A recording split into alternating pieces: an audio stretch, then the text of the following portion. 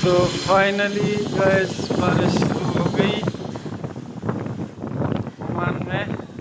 बहुत तेज़ हवा चल रही है माशाल्लाह।